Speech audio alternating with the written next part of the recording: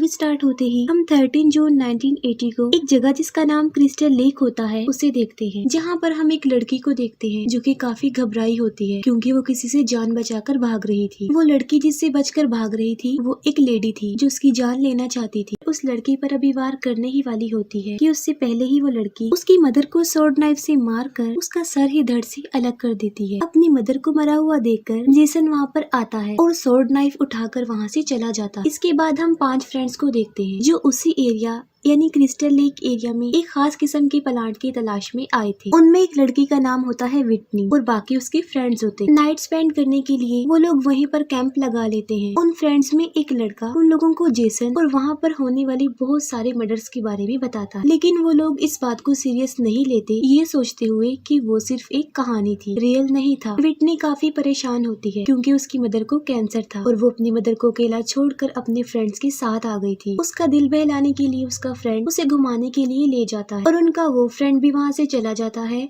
जो उन्हें स्टोरी सुना रहा था। थोड़ी दूर चलने के बाद से वो प्लांट्स मिल जाते हैं। इसे ढूंढते ढूंढते उन्हें यहाँ आना पड़ा, लेकिन वहीं पर वो एक मास्क पहने हुए आदमी को भी देखता है और वो कोई और नहीं था बल्कि वो जेसन था जो कि उसे जान से मार डालता है। विटनी और उसका फ्रेंड चलते चलते कैंप क्रिस्टल लेक तक पहुँच जाते हैं। वहाँ पर उन्हें काफी पुराना घर दिखाई देता है। वो अंदर जाकर चेक करते हैं, तब उन्हें वहाँ पर बहुत ज्यादा पुरानी चीजें नजर आती है। उन्हीं पुरानी चीजों में उन लोगों को एक लॉकेट भी मिलता है जिसमें जेसन और उसकी मदर की पिक्चर थी। इससे ये प्रूव हो जाता है कि जहाँ पर वो लोग खड़े थे वो जेसन का घर था। और यहाँ पर काफी अजीब बात ये पता चलती है कि विटनी का चेहरा काफी ज्यादा जेसन की मदर से मिलता जुलता है। वहीं पर उन्हें एक बेबी का रूम भी मिलता है जिसके बेड पर जेसन का नाम लिखा हुआ। दूसरी तरफ विटनी की फ्रेंड को टेंट में बाहर किसी के चलने की आवाज सुनाई देती है और वो लोग सोचते हैं कि शायद उनका फ्रेंड उनके साथ प्रैंक कर रहा है, लेकिन असल में ऐसा कुछ नहीं था। तब मेल फ्रेंड बाहर चेक करने के लिए जाता है। वो मेल फ्रेंड अपने फ्रेंड को ढूंढते ढूंढते उन्हीं प्लांट्स के पास आ जाता है जिनकी वो तलाश में थे और वहीं पर उसे अपने फ्रेंड की लाइट मिल जाती है और वहीं पर हमें एक अजीब सीन देखने को मिलता है। वहीं पर उसके फ्रेंड के ईयरफोन भी थे और उसके साथ उसका कटा हुआ कान भी था और उसके साथ ही उसकी पूरी डेड बॉडी भी पड़ी हुई थी। इसे देखकर वो काफी घबरा जाता है और वहाँ से भागते हुए कैंप की तरफ आ जाता है,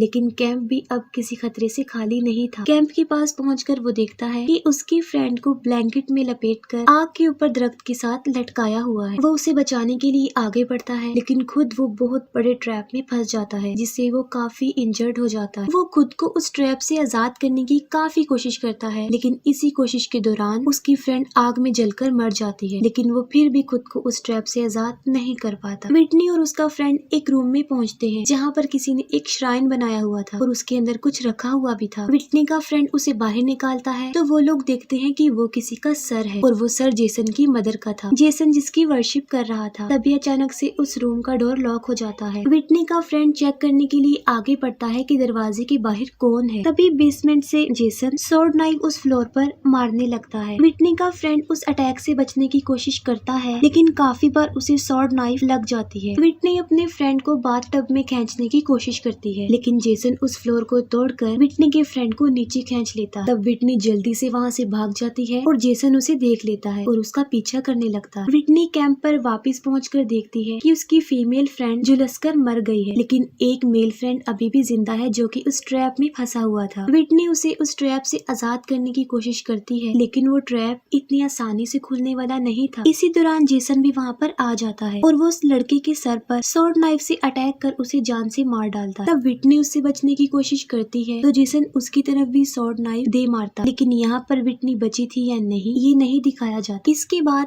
हम 6 हफ्ते बाद का सीन देखते हैं जहाँ पर कुछ फ्रेंड्स उसी एरिया यानी क्रिस्टल लेक एरिया में जा रहे हैं। रास्ते में वो लोग एक गैस स्टेशन पर उतरते हैं। वहीं पर हम एक लड़के क्ले को देखते हैं जो कि अपनी मिसिंग सिस्टर को देखने आया था। मिसिंग नोट देखकर हमें पता चलता है कि क्ले असल में विटनी का भाई होता है और वो अपनी बहन को ढूंढने इस एरिया में आया था। ट्रेंट जो कि क्ले को टोक देता है क्योंकि वो काफी देर से काउंटर पर खड़ा हुआ था और इसके अलावा ट्रेंट काफी रूड भी था। सारा सामान परचेज कर लेने के बाद वो लोग फिर से अपनी जर्नी पर चल पड़ते हैं और फाइनली ट्रेंट के घर पर पहुंच जाते हैं, जबकि क्ले भी अपनी सिस्टर की तलाश जारी रखता है और वहीं पर उसे एक पुलिस ऑफिसर मिलता है। असल में विटनी का केस वही पुलिस ऑफिसर देख रहा था, लेकिन विटनी का कोई अता पता ना मिलने की वजह से वो उस केस को क्लोज कर देता, क्योंकि वो कहता है कि इस एरिया में लोगों का गायब होना कोई बड़ी बात नहीं है। यहाँ हर आए दिन कोई ना कोई मिसिंग हो जाता है। वो पुलिस ऑफिसर क्ले को कहता है कि विटनी शायद अपने फ्रेंड्स के साथ भाग गई होगी। तब क्ले कहता है कि मेरी बहन ऐसी नहीं थी। इसके बाद क्ले एक घर में जाता है जहाँ पर वो एक अजीब नेचर की बूढ़ी औरत से मिलता है, जो कि क्ले को डायरेक्ट यही कह देती है कि उसकी बहन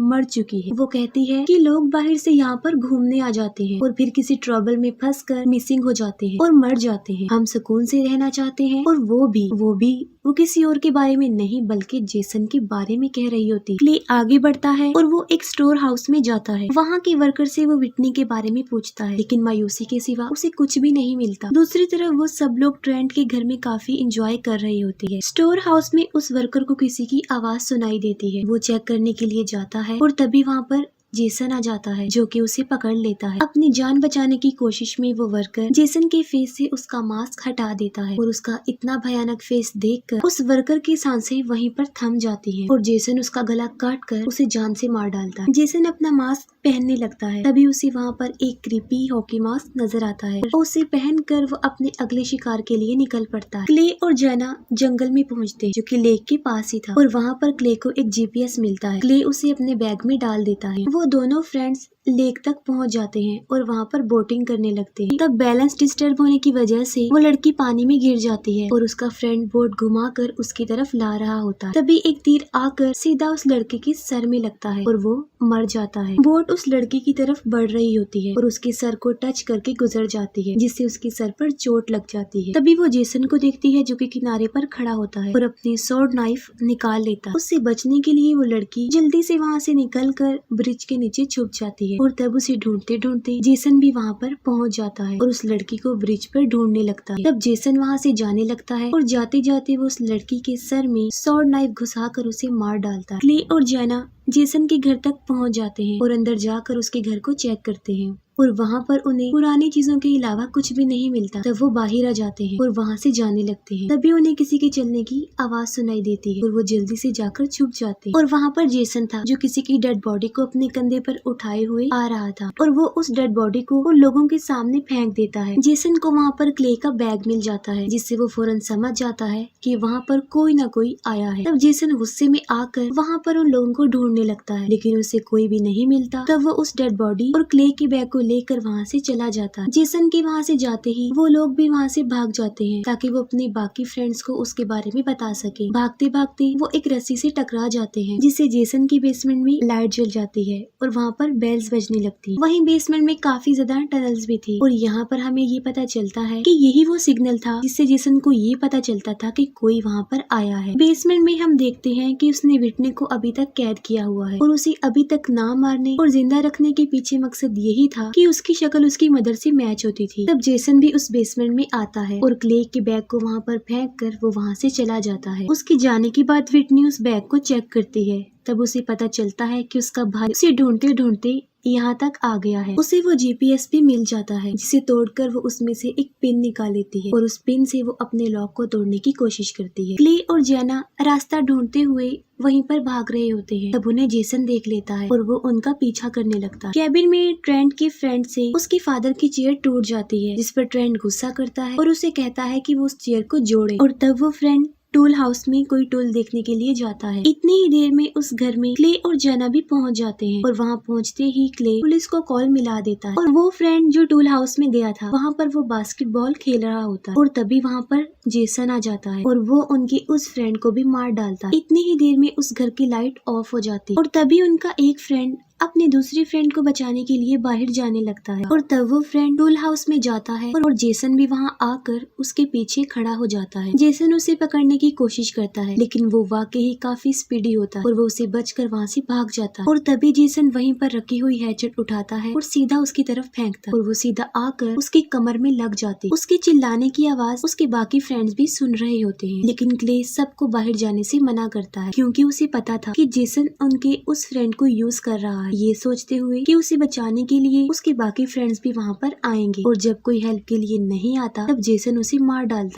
ट्रेंट गन लेने अपने रूम में जाता है और उसकी फ्रेंड भी उसके पीछे जाती है, लेकिन जेसन उसे पकड़ लेता है और उसे जान से मार डालता है। और इतनी ही देर में वो पुलिस ऑफिसर भी वहाँ पर आ जाता है और जेसन उसे भी देख लेता है। वो पुलिस ऑफिसर दरवाजे पर नॉक करता है और जेना दरवाजा खोलने आती है, लेकिन इससे पहले कि दरवाजा खुलता जेसन उस पुलिस ऑफिसर को भी मार डालता है। डरते हुए वो लोग ऊपर चले जाते हैं और अपने फ्रेंड की डेड बॉडी देखकर वो समझ जाते हैं कि घर का कोई भी हिस्सा अब उनके लिए सिक्योर नहीं है और वो भागकर जल्दी से बाहर आ जाते हैं। ट्रेंट उस पुलिस ऑफिसर की कार को स्टार्ट करने की कोशिश करता है, लेकिन तभी जेसन उनके फ्रेंड की डेड बॉडी को उस कार पर फेंक देता है। वो तीनों वहाँ से भाग जाते। क्ले और जेना एक साइड पर और ट्रेंट दूसरी साइड पर भाग जाता है। जल्दबाजी के चक्कर में ट्रेंट की गन भी कहीं पर गिर जाती है। वो काफी ढूंढता है लेकिन फिर भी नहीं मिलती और वो भागते भागते मेन रोड तक आ जाता है और वहाँ पर उसकी हेल्प के लिए एक ट्रक भी रुक जाता है। लेकिन यहाँ पर उसे डाउट होता है कि कहीं उस ट्रक में जेसन तो नहीं है। असल में जेसन उसके पीछे खड़ा होता है और जेसन सॉर्ड नाइफ उसमें घुसा कर हवा में लटका देता है और ट्रक में लगी हुई स्पाइक्स में उसे घुसा देता है और ट्रक ड्राइवर उसे उन स्पाइक्स में लगा हुआ वहाँ से ले जाता है। क्ले और जेना भागते भागते एक बार फिर से जेसन के घर में आ जाते हैं और इस बार उनकी आहट विटनी भी सुन लेती है और मदद के लिए चिल्लाने लगती है और उसकी आवाज क्ले भी सुन लेता है। वो बेसमेंट में बचाने उसे जाते हैं और सिबलिंग्स एक दूसरे को देखकर काफी खुश हो जाते हैं और तब क्ले एक हथौड़े से उसकी हैंडकफ्स तोड़ने लगता है। इतनी ही देर में जेसन भी वहाँ पर आ जाता है, लेकिन उसके वहाँ पर आने से पहले वो उसकी हैंडकफ्स खोल लेते हैं और तीनों वहाँ से भाग जाते हैं। जेसन वहाँ आता है और जब वो देखता है कि विटनी वहाँ पर नहीं है तो वो गुस्से में पागल होकर उन लोगों का पीछा करने लगता है। वो लोग बाहर निकलने का रास्ता ढूंढ लेते हैं। अब क्ले और विटनी तो बाहर निकल जाते हैं, लेकिन जेना नहीं निकल पाती और जेसन उसे मार डालता है और वो लोग आगे बढ़ते हैं। एग्जिट वे असल में एक टूटी उल्टी हुई बस था। क्ले बाहर निकल कर विटनी को वहाँ से निकालने की कोशिश करता है। जेसन भी वहाँ पर आ जाता है और वो क्ले को पकड़कर बस की विंडोज में उसके सर को मारता है। फिर जेसन बस के अंदर जाता है और इतने में विटनी छुप जाती है और जैसे ही जेसन उसके सामने आता है वो उसे टांग मारकर बेसमेंट में गिरा देती है। क्ले उसे बाहर निकाल लेता है और वो दोनों वहाँ से भाग जाते हैं। वो उस स्टोर हाउस में आते हैं। क्ले विटनी को छुपा देता है और खुद कोई हथियार ढूंढने लगता है और तब फिर से जेसन वहाँ आकर उसे पकड़ लेता है और ग्राइंडर में उसका सर देकर उसे मारने की कोशिश करता है। तभी विटनी वहाँ आकर जेसन को उसके नाम से बुलाती है, जिससे जेसन थोड़ा रिलैक्स हो जाता है। विटनी उसे उसकी मदर का लॉकेट दिखाती है और वो क्ले को छोड़ देता है और मौके का फायदा उठाकर क्ले जल्दी से उसकी गर्दन पर एक चेन लपेट देता है और विटनी उस चेन को ग्राइंडर में फेंक देती है। चेन खींचने की वजह से जेसन फांसी की तरह लटक जाता है। जेसन बिल्कुल ग्राइंडर के पास आ जाता है, लेकिन वो फिर भी किसी तरह खुद को रोक लेता है। तब विटनी उसी का मेशेट नाइफ उसमें घुसा कर उसे मार डालती है और वो लोग उसकी डेड बॉडी को उसी लेक में फेंक देते हैं। यहाँ पर वो लोग समझते हैं कि सब कुछ नॉर्मल हो गया और तभी जेसन पानी से निकलकर विटनी को पकड़ लेता है और इसी के साथ ही ये मूवी यहीं पर एंड हो जाती है।